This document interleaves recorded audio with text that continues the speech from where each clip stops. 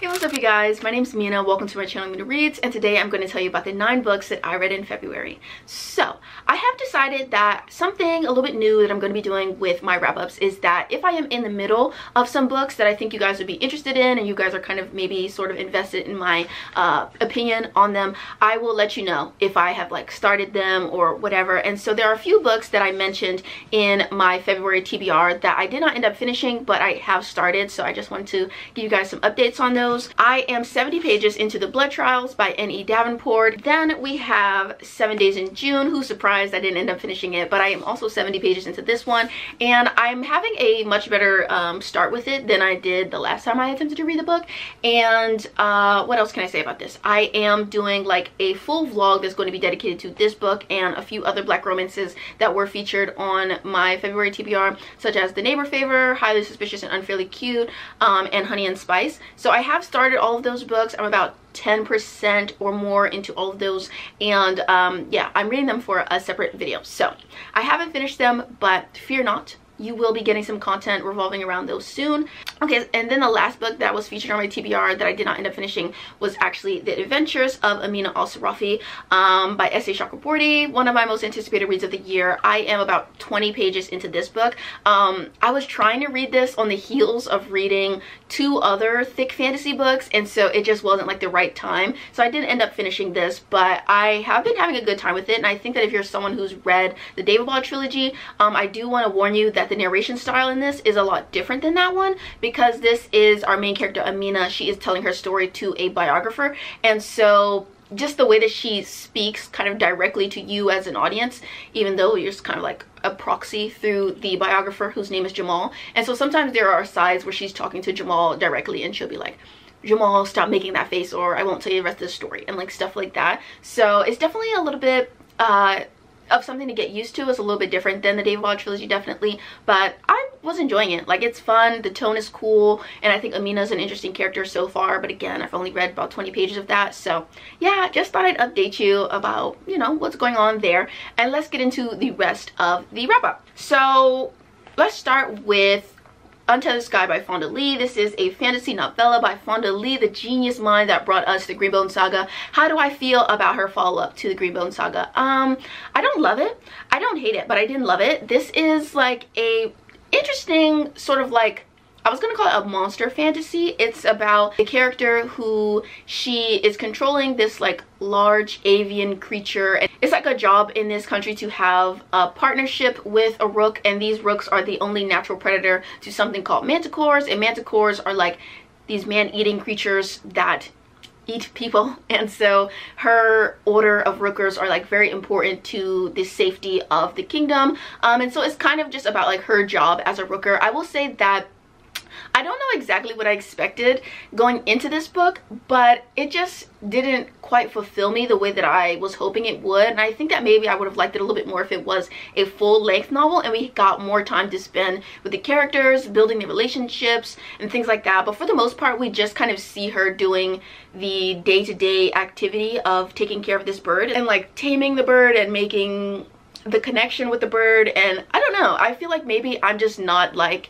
a fantasy animal companion kind of girl, because I just really did not care about her relationship with the bird. I thought her relationship with the other rookers was more fascinating, or her relationship with her like father. And so I felt like there was a lot of like really interesting emotional ground that could be covered in the story, and I just feel like maybe it wasn't, or it was touched on but it wasn't delved into as deeply as I would have liked. And so yeah, I definitely learned with this that I'm not necessarily like a fantasy animal companion kind of girly, because I really did not care that much about her relationship with her rock named Zara. But it was interesting, it was well written, it was well crafted, like everything that Fonda writes, but I just didn't love it. Like, I don't know, I found out some stuff about myself as a reader, which is definitely that I prefer fantasy to be a little bit longer than this one was. This was like 120 pages maybe. Definitely prefer my fantasy to be a bit longer than this, and I definitely am more of a human focused reader. I think that like the whole animal companion thing, I like it, but I don't necessarily think I like it enough for it to propel an entire story for me. So yeah, that's how I feel about this one. Then we have the Stone Sky by N.K. Jemisin, which I did end up finishing. I'm very proud of myself. I really enjoyed the first 2 books, and I really enjoyed this finale. This is a really interesting fantasy series, basically set at the end of the world, and this is a really interesting story about like oppression and power, culture.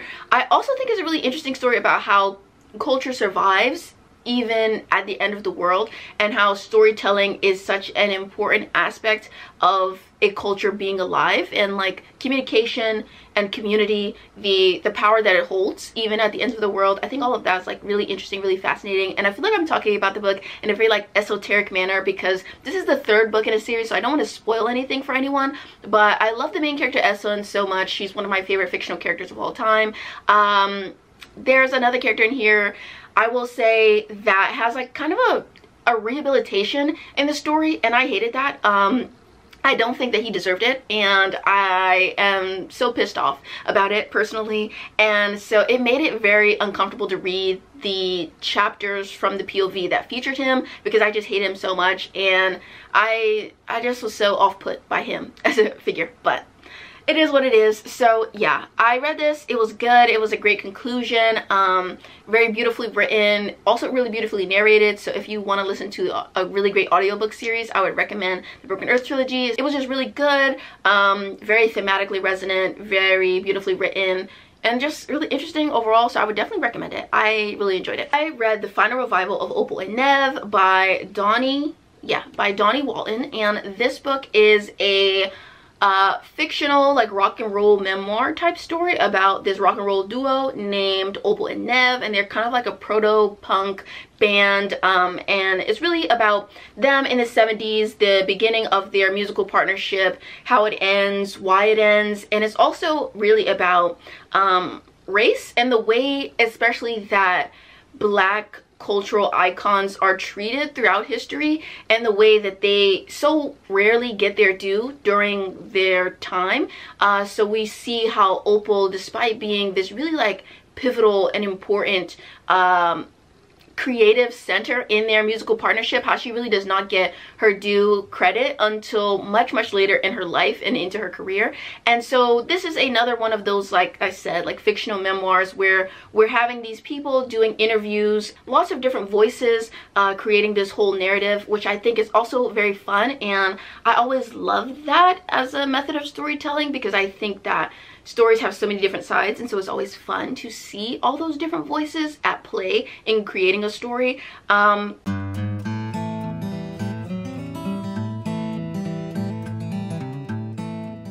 Alright, so then we have Silver Under Nightfall by Ren Chupeko. So Silver Under Nightfall, if you don't know what it's about, Remy, he is the son of a duke, of the Duke of Valenbon, and he is a vampire hunter. And so he is a part of this vampire hunting organization in a country called Eloria, and essentially he has to play both sides as sort of a duke in high society, but also being a vampire hunter who is under suspicion of being a vampire himself because his mother was kind of turned into a vampire as he was being born, and so there's kind of some suspicion about whether he has vampire blood and stuff like that. So he's not super respected in his society. Remy is in this very difficult position. He's got a really shitty father. He's struggling to make do with what he has in his very complex situation in life, and he ends up meeting this woman who is a vampire heiress in another neighboring country that they're kind of at war with. They're at war with several vampire clans, but the country of Eloria is trying to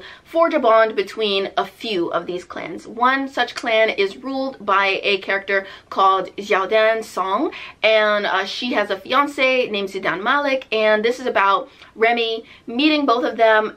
He kind of forges a romantic relationship with them, but before the romantic relationship blooms, there's a lot of stuff in here about how there's this like magical vampire plague happening. A new breed of vampire is kind of attacking the countryside of Eloria, and he is teaming up with Xiaodong and Zidane so that they can figure out what is going on and where these vampires are coming from, because they're not coming from their side of the fence. So it's an interesting like team up of characters. They all have very different personalities. They bounce off of each other very well. And so yeah, this is like a poly vampire fantasy. It's really fun and interesting, and I really adored it. I thought that Remy was like a great main character, and it has like a really strong, really interesting romantic elements. I thought all of the characters were really fascinating, really badass, really fun. Remy is a character who is having like, he is having a hard time. He is very much attacked on all sides, and he is my little traumatized buttercup, and call me Bob the Builder because I can fix it. Like, I love him so much, and I'm obsessed with him, and I want to make it all better. So yeah, like, I don't know, I enjoyed this a whole lot. I gave it like 4.5 stars. It's really cool. Like, it's really fucking cool. The sequel is coming out October of 2023, so like, get on this because this is a really good book. I just had to like do my little promo campaign for this book because I really do feel like nobody's talking about it, and it's so good. And this was a buddy read with my besties, and we have a little group chat called Fang Bangers, and we talked about this book, and it was just so fun, and I loved it. It was good. Please read it, please. Meet my husband Remy because I love him. I will be joining their relationship. Hope they have room for a fourth. And yeah, like, it was so good. And there's kind of a cliffhanger-y type ending.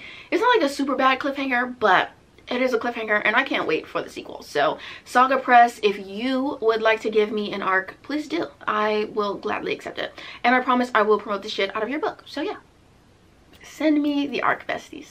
Thank you so much. This is what the sequel cover looks like. The first cover is better, but I don't care. I'm supporting Remy in all his endeavors.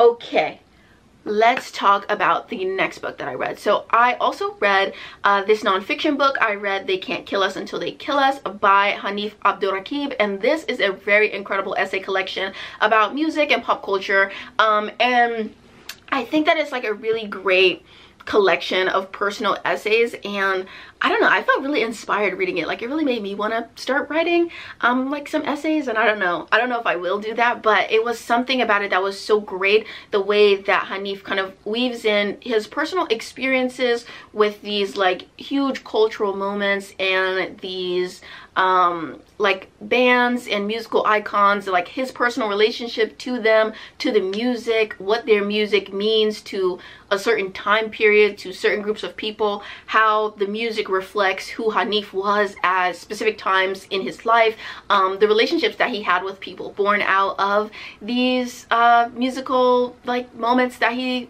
was a part of. I think that is just so great, and one of the best, for me personally, one of the best essays in this was called Fall Out Boy Forever, and it was just so good. So first of all, I do love Fall Out Boy, sue me, but I am still in my emo phase. I am an elder emo. I still love emo music. I will listen to it to the day I die. Like, I still love Fall Out Boy so much, and I felt so emotional reading this because it's really about Hanif and his friend, like both of them being there in the very early days of Fall Out Boy's career, and like going to some of their first ever shows, and like the way that they really built a friendship kind of off of this Fall Out Boy love that they had, and it's about the friend who has passed away, and so it's really kind of a love letter to this friend and to the friendship that they had and to the role that Fall Out Boy played in their relationship. And it's just like, oh my god, I'm about to start crying just thinking about it, but it's just such a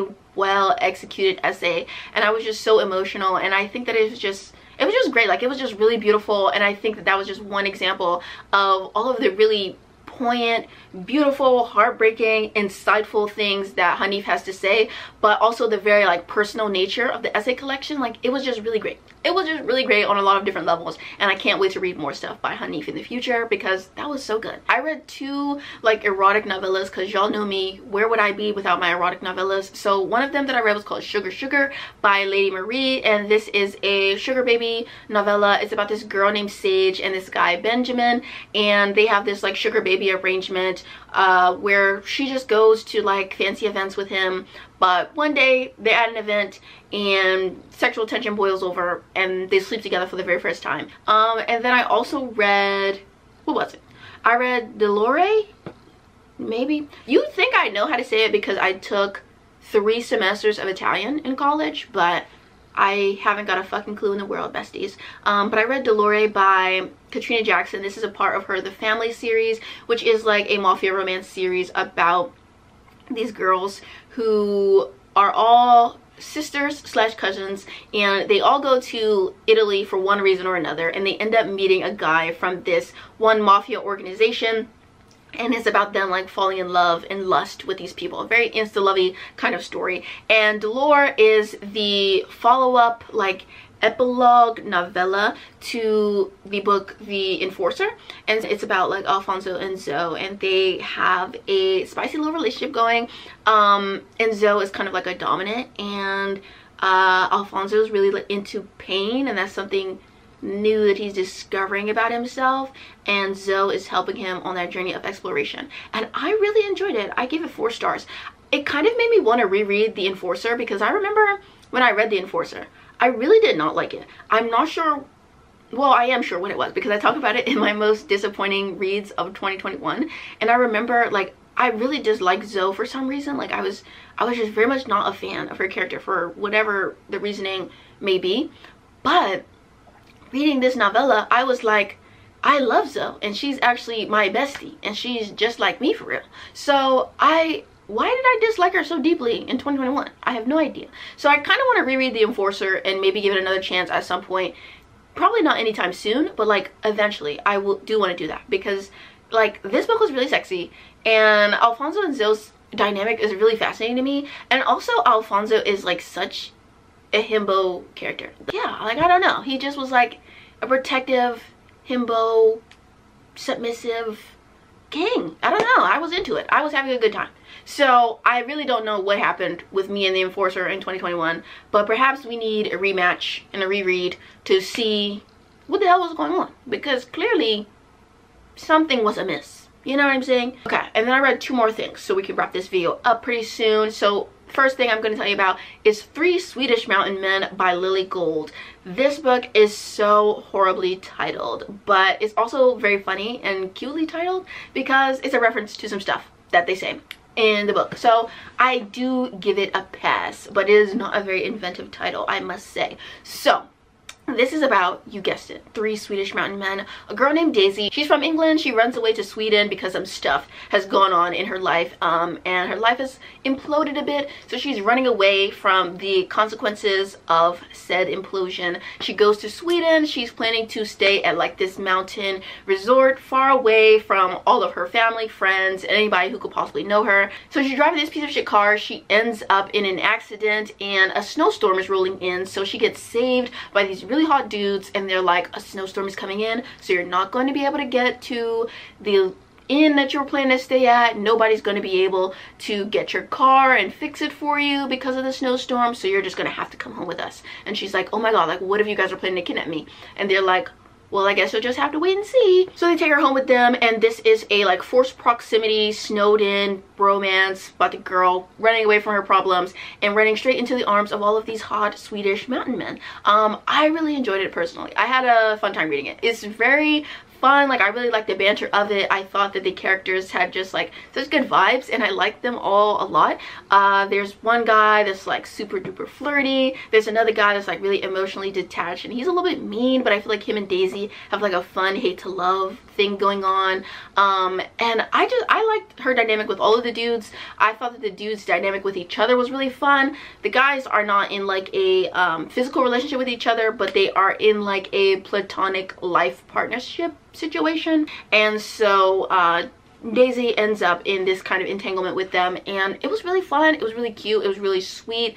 It was kind of emotional. Like, I really just ended up loving the people in it so much. I think Daisy was a really great character, and I just loved her, and I felt really connected to her, and I enjoyed like the love confessions in this, and like, I don't know, it just was a really good time for me. Like, I loved it personally. Okay, so the last book that I'm going to tell you about, this is a book about a character named Joy. And so Joy has been brutally assaulted, and so this is kind of like a dark story, but this is a monster romance, and it's about her. She's been assaulted in the past, and so she has vowed to get her vengeance against the person who assaulted her, and the way that she's going to do that is that she wants to like murder him very brutally. She wants to torture him psychologically, but she does not want to get caught. So she makes a deal with a devil, not a devil, a deal with a demon, so that he can help her get away with this murder. And they like carry out her plan for revenge, and also her and Malachi fall in love.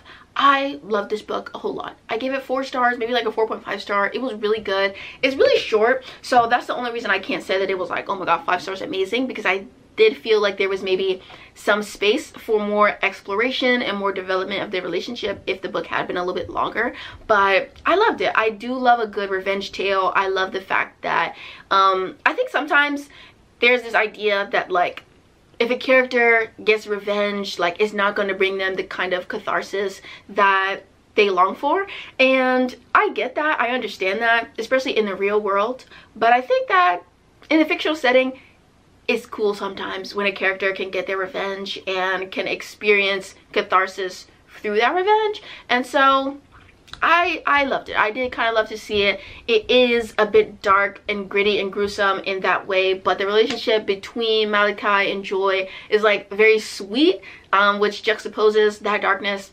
And then I would say that this book is also like very spicy in a way that I wasn't necessarily expecting, but like they definitely go there and demons get pegged. So I had a fun time reading it. I enjoyed it quite a bit. I will be reading more by the author in the future, and I was so happy to find a like black monster romance, because I have not read one, I want to say ever. I don't know if that's true, but it definitely has been a long time if I have read one. So I enjoyed it. I had a good time.